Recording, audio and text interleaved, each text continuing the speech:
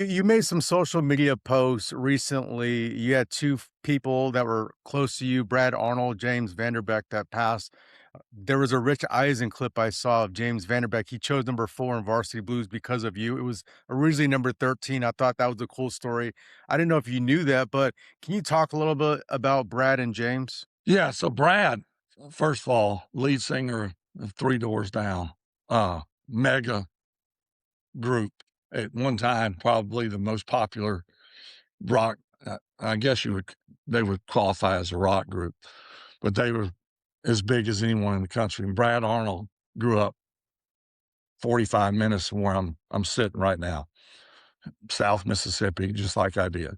Got to know Brad. We used to have a charity golf tournament and concert down on the Mississippi Gulf Coast, and we had Tim McGraw do it for many years. Little Texas country group did it for multiple years.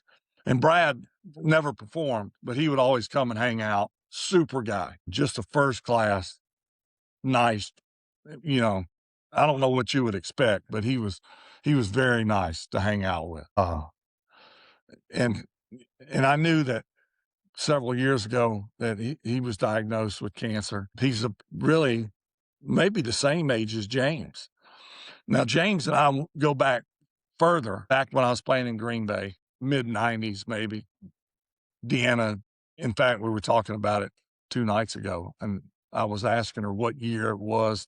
Like he and several other, like Justin Timberlake and some of that crew would come and sit in the box for a game. And so we struck Kid Rock, and I'll probably think of others that came to Green Bay that probably never in their wildest dreams thought, why would I ever go to Green Bay? Well, we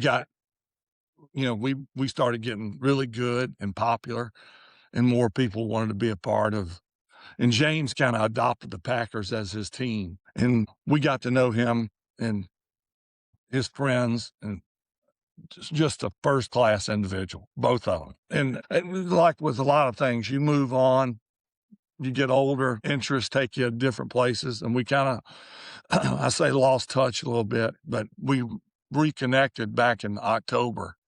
I went back and looked. We watched a movie. Deanna and I and several friends were watching a movie in the house, and James was in it. And I can't remember the movie, but he was playing like a deranged, like person that was so uncharacteristic of him. And I sent him a message after. I said, "Hey, James, been a while. Just saw a movie with you playing some crazy deranged." I said, I don't know if this is good or bad, but you played the part very well." And then I told him, I said, "I know you've been struggling with your health, and I'm pulling for you, praying for you. Deanna and I definitely have you in our prayers." He fired back. "Thanks. I'm doing much better. It's been tough."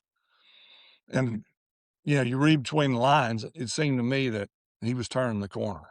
And that was in October. And then, of course, he passes away. He and Brad, like just a few days apart. And so young, 47, I think both were.